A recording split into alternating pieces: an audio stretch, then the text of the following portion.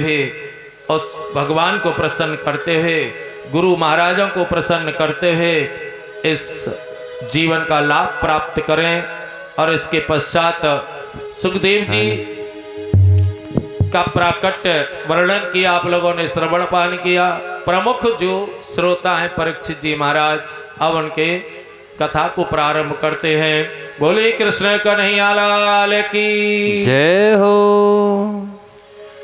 परीक्षितो अथिराज ऋषि रे जन्म कर्म विलायनम संस्था च पांडु पुत्राणाम बक्षी कृष्ण कथोदयम। बहुत ही सुंदर आख्यान है और किस प्रकार से अभिमान पूरे परिवार का नाश करवा देता है। ऐसी ये पांडवों की कथा है। पांडवों में उत्पन्न हुए परीक्षित जी महाराज, ऐसा कैसे इनका प्राकट्य हुआ है। महाभारत प्रसंग से श्रीमद् भागवत कथा में यह प्रसंग प्रारंभ होता है कि जब भाई भाइयों में यदा शरणमात्मा मन में इच्छक श्रांतवाजिनम बंटवारे का केवल झगड़ा था और उस झगड़े को मिटाने के लिए स्वयं भगवान पृथ्वी पर उतर करके आए। स्वयं भगवान ने दूत बनकर के और समझाने का प्रयास किया। लेकिन यह कथा आपको बताएगी कि अभिमान जिसने किया वो सर्वनाश को प्राप्त हुआ। आज तक मेरे प्रभु ने अभिमान किसी का भी ना छोड़ा और ऐसे मेरे श्याम सुंदर दूत बनकर के आते हैं और उस महाभारत अंतर्गत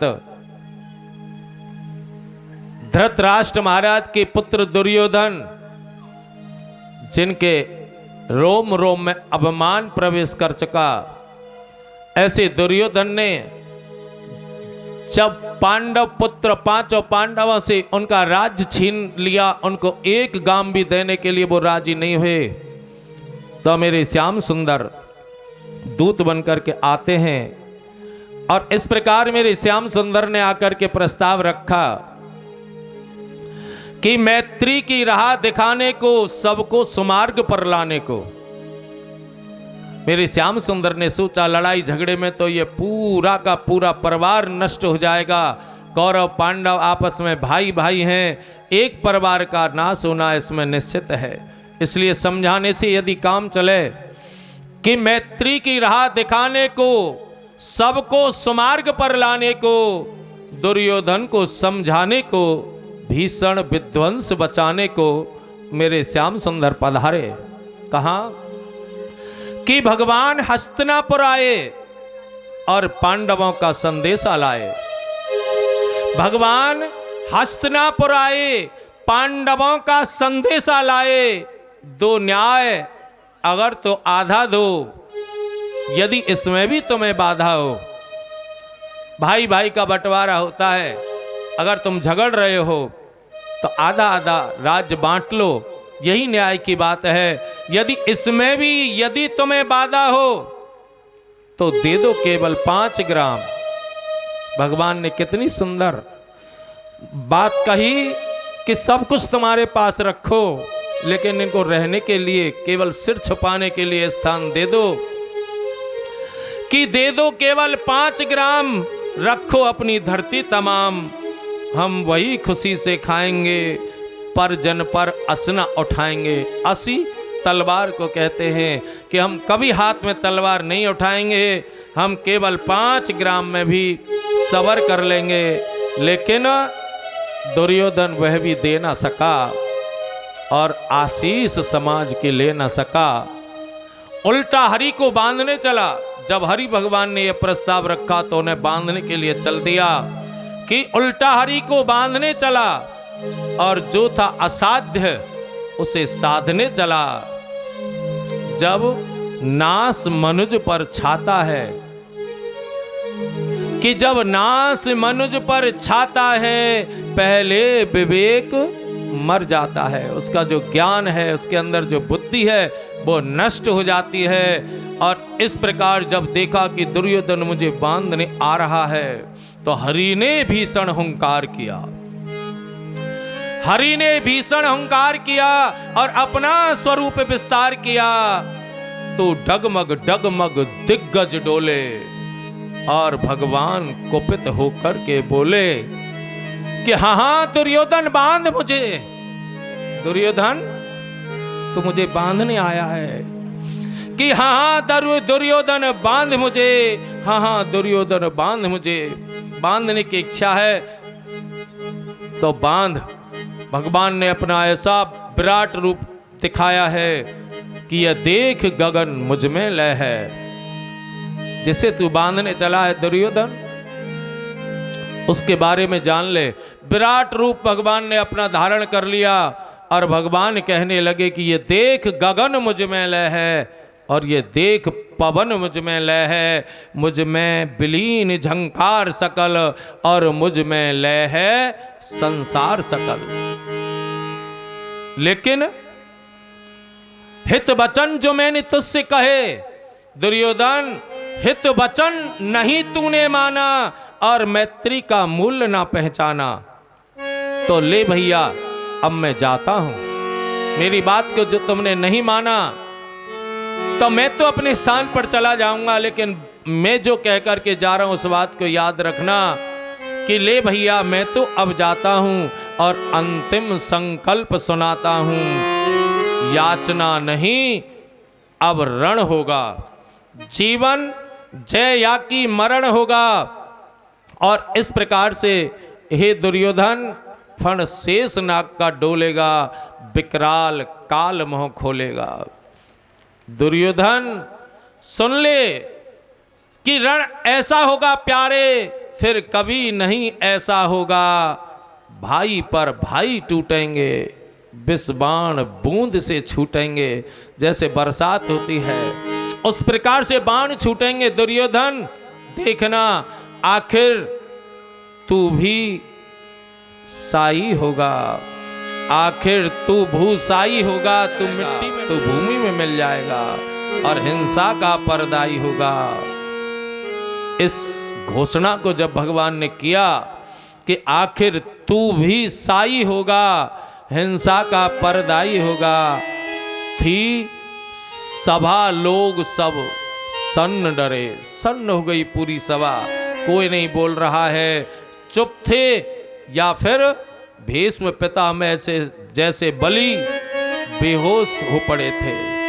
केवल दो नर न अघाते थे, धृतराष्ट्र विदुर सुख पाते थे। धृतराष्ट्र और विदुर इस प्रकार से वो सुखी हो रहे हैं, हाथ जोड़ करके दोनों खड़े हैं। इधर धृतराष्ट्र महाराज ने भी जब इस बात को सुना तो धृतराष्ट्र जी ने भी हाथ जोड़ दिए थे और विदुर जी भी हुए हैं। दोनों प्रमुदित हैं, दोनों इस घोषणा को सुनकर के खुशी हैं कि दोनों पुकारते थे जय जय, कहे कृष्ण कन्हैया तुम्हारी जय हो, बोले कृष्ण कन्हैया लाल की। और इस प्रकार से जब बात नहीं मनी तो महाभारत, ऐसा महाभारत हुआ कि दुर्योधन 100 भाई थे, ऐसे धृतराष्ट्र के पुत्र 100, दुर्योधन की हठ, दुर्योधन का अभिमान, 99 भाई दुर्योधन के उस युद्ध में मारे जा चुके थे, भूसाई हो गए थे। कितने बड़े बड़े सेनापति धराशायी हो गए। आज उस महाभारत के युद्ध का अंतिम फैसला होना है। आज फैसले की लड़ाई है। युद्ध के मैदान में भीम महाराज हैं गदा लेकर के, युद्ध के मैदान में दुर्योधन महाराज भी गदा लेकर के तैयार हैं। दोनों बली हैं, दोनों के अभिमान की कोई सीमा नहीं है। कि यदा मृद्धे कौरव संज्ञायानाम वीरेश बतो वीर गतेम गतेषु प्रकोदराभिद गदाभिमर्षे भगनोर धन्डे धृतराष्ट्र पुत्रे। घमासान युद्ध होता है और उस युद्ध में भीम महाराज तक करके गदा का बार दुर्योधन की जंघा पर करते हैं। दुर्योधन युद्ध के मैदान में धराशायी हो जाता है। विजय का डंका बज गया। इधर पांडव लोग खुशी मना रहे हैं और कौरवों में सन्नाटा छा गया है। पितामह बाणों की सैया पर युद्ध के मैदान में लेटे लेटे उनको 55 दिन हो गए हैं। इस प्रकार रात्रि का समय है। पांडव अपने अपने शिविर में हैं। आज युधिष्ठिर महाराज को नींद नहीं आ रही है। आज अर्जुन महाराज को नींद नहीं आ रही है। मेरे श्याम सुंदर ने कहा कि भैया आज विजय की खुशी में आप सो नहीं पा रहे हो, चलो तुम्हें मैं भ्रमण करा के लाता हूं। भगवान कृष्ण कन्हैया पांडवों को अपने साथ में रात्रि में घूमने के लिए शिविर से बाहर ले गए। इधर युद्ध भूमि में दुर्योधन महाराज तड़प रहे हैं और रात्रि का सहारा लेकर अश्वत्थामा उनका परम मित्र दुर्योधन जी से मिलने के लिए आता है। दुर्योधन को तड़पते हुए देख करके अश्वत्थामा ने कहा कि दुर्योधन, मैंने तुमसे पहले ही कहा था, यदि मुझे सेनापति बना दिया होता तो आज ये दिन देखने ना होते दुर्योधन कि तुम तड़प रहे हो, तो मरने के लिए तत्पर हो, मैं ये नौबत नहीं आने देता।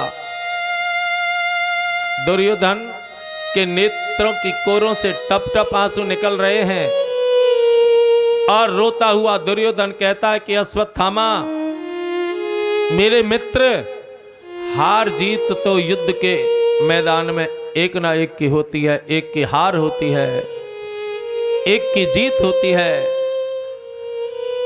तो अश्वत्थामा तपाक से बोले, तो फिर दुर्योधन रो क्यों रहे हो? इतना दुख तुम क्यों मना रहे हो? हार जीत को ही जानते हो तो इतने दुखी क्यों हो रहे हो?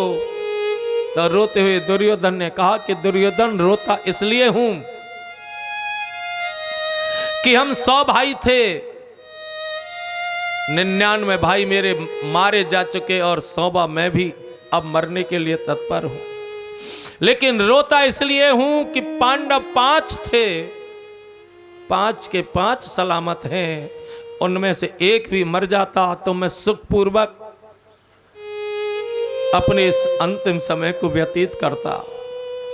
अश्वत्थामा ने कहा, दुर्योधन मेरे मित्र, यदि तुम्हारी यही अंतिम इच्छा है तो ये मित्र तुम्हारा इस अंतिम इच्छा को पूरी करेगा। वो अश्वत्थामा गुरु द्रोणाचार्य जैसे ऋषि का पुत्र और मित्र की यह दशा देख करके, हार कितनी बुरी होती है, हार को देख करके उसके हृदय के अंदर पाप समाहित हो गया और पाप करने पर उतारू हो गया। वो आतताई कहता है कि दुर्योधन, अब तक धर्म युद्ध हुआ था, लेकिन तेरी इच्छा पूरी करने को आज अधर्म युद्ध भी हो जाता है तो कोई बात नहीं मेरे मित्र, तुम्हारा अंतिम समय है, अंतिम इच्छा पूरी करने का यही समय है। मैं परवश हूं और मैं रात्रि में जाकर के पांडवों को सोते हुए के सिर काट करके ला के तुझे दे दूंगा, 5 पांडव मारे जाएंगे। अश्वत्थामा यह कह के और जहां पांडवों का शिविर था उस शिविर की ओर जा रहा है। लेकिन विडंबना देखिए, पांडव तो कृष्ण कन्हैया के साथ घूमने के लिए शिविर से बाहर हैं। इधर द्रौपदी ने पांडवों की सैया को सूनी देखा कि वो तो घूमने चले गए, मेरे पुत्रों को ही क्यों ना सुला दूं। पांडवों की सैयाओं पर द्रौपदी ने अपने 5 पुत्र सुला दिए और भगवान श्री कृष्ण नारायण जी की जो सैया थी उस पर द्रौपदी खुश हो गई। रात्रि का समय है, अंधेरा है, अंधेरे का फायदा उठा करके अश्वत्थामा उस शिविर में प्रवेश कर जाता।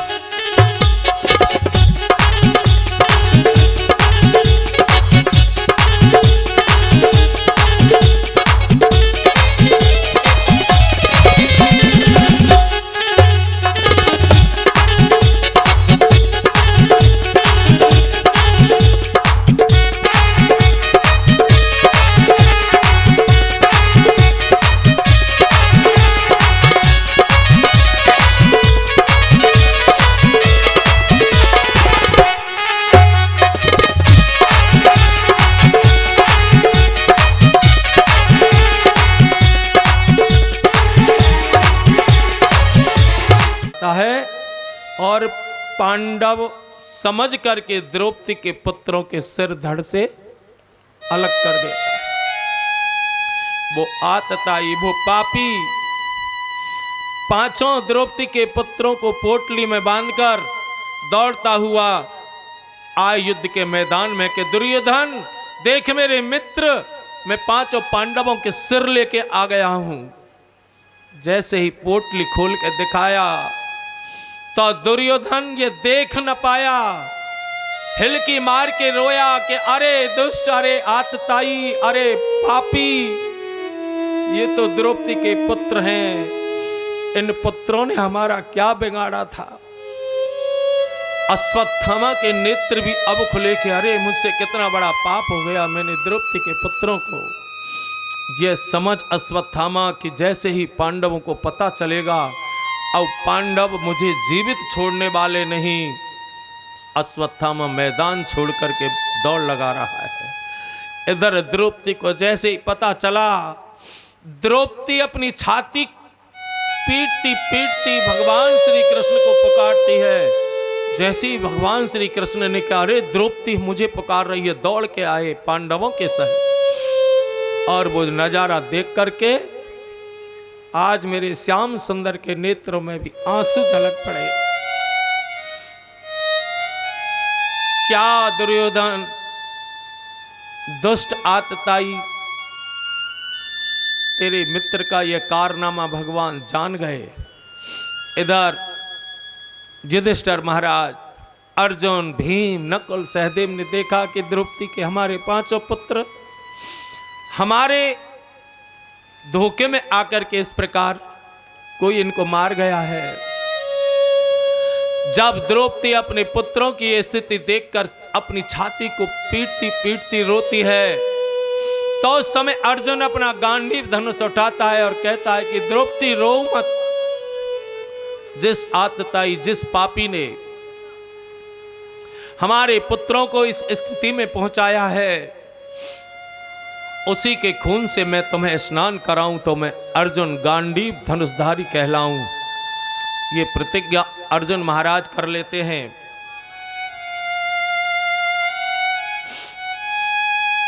कृष्ण कृष्ण महाभाग भक्तानां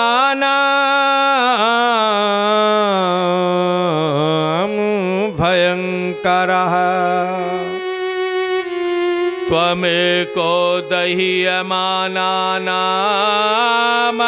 वर्गो असि संसृते। भगवान कृष्ण कन्हैया को अपने रथ में बैठा करके और अर्जुन महाराज उस आतताई पापी के पीछे अपने रथ को दौड़ा देता है। सज्जनों, अश्वत्थामा कहां तक भागता। ऐसे अश्वत्थामा ने जब देखा कि अर्जुन बाण संधान किए हुए है, मुझे मार देगा, लेकिन अर्जुन भी इस बात को जानता था कि आतताई कहीं ब्रह्मास्त्र संधान ना कर दे। और अर्जुन ने इधर मन में सोचा कि उधर अश्वत्थामा के मन में आया कि तू ब्रह्मास्त्र चलाना जानता, तैसे ही उसने ब्रह्मास्त्र ले लिया और उसी समय ब्रह्मास्त्र संधान किया। हे भक्तों, भगवान कृष्ण ने कहा कि अर्जुन देखते क्या हो, ब्रह्मास्त्र तुम्हें मारने के लिए चला आ रहा है, लेकिन तुम भी तो गुरु द्रोणाचार्य के पुत्र हो। अश्वत्थामा को केवल ब्रह्मास्त्र चलाना सिखाया, वापस बुलाना नहीं सिखाया। और तुम श्रेष्ठ धनुर्धर इसीलिए कहलाए कि तुम ब्रह्मास्त्र वापस बुलाना जानते हो, इसलिए अश्वत्थामा के ब्रह्मास्त्र को स्वयं का ब्रह्मास्त्र चलाए, दोनों को वापस बुलाओ। अर्जुन महाराज ने तुरंत अपनी तरफ से ब्रह्मास्त्र चलाया और दोनों ब्रह्मास्त्रों को अपने तूणीर में रख दिया। अश्वत्थामा को रथ के पीछे बांध लिया। घसीटते हुए अश्वत्थामा को लाए द्रौपदी के सामने जैसे उपस्थित किया। इस प्रकार द्रौपदी ने जैसे ही गुरुपुत्र को देखा और बोले कि अरे ये तो गुरुपुत्र है, तो तुरंत ही द्रौपदी जैसी महान नारी संसार में होना बड़ा दुर्लभ है, जिसके 5-5 पुत्र मार दिए। और वो अश्वत्थामा के लिए बोली कि मुच्यता में ख ब्राह्मणो नित्य राम गुरु। अरे ये तो अश्वत्थामा प्रथम मेरे गुरुजी का पुत्र है और द्वितीय ये ब्राह्मण है, इसलिए मुच्यता मेख। हे अर्जुन, हे पार्थ, इसे छोड़ दो, इसे छोड़ दो। अर्जुन को जो बांध रखा था बंधन मुक्त करके द्रौपदी के सामने खड़ा कर दिया। इधर द्रौपदी कहती है कि ये ब्राह्मण है, ये गुरुपुत्र है। अर्जुन, यदि तुम इसे मार दोगे तो ये अपनी माता का इकलौता पुत्र है। आज मैं अपने पुत्रों के लिए जो रो रही हूं, वो मां कैसे धारण धैर्य करेगी। उस कृपी माता की ओर देखो जिसका इकलौता पुत्र अश्वत्थामा, इसलिए इसे छोड़ दो, ये इकलौता पुत्र है। द्रौपदी छोड़ने के लिए कहती है। अर्जुन भगवान श्री कृष्ण की तरफ देखते हैं कि महाराज मुझे क्या करना चाहिए, लेकिन भगवान श्री कृष्ण कोई जवाब ना दें इससे पहले तो भीम महाराज, जिनके क्रोध के मारे होड़ फड़फड़ा रहे हैं, और मारे क्रोध के भीम महाराज तपाक से बोल उठे कि कृष्ण भगवान की तरफ, कृष्ण की तरफ क्या देखते हो? अर्जुन, जो तुमने प्रण किया था उस अपने प्रण को पूरा क्यों नहीं करते हो? लेकिन अर्जुन महाराज भगवान श्री कृष्ण के आदेश के बिना कुछ भी नहीं कर सकते थे। कहो गुरुदेव, चरणों में पड़ गए, आ जा।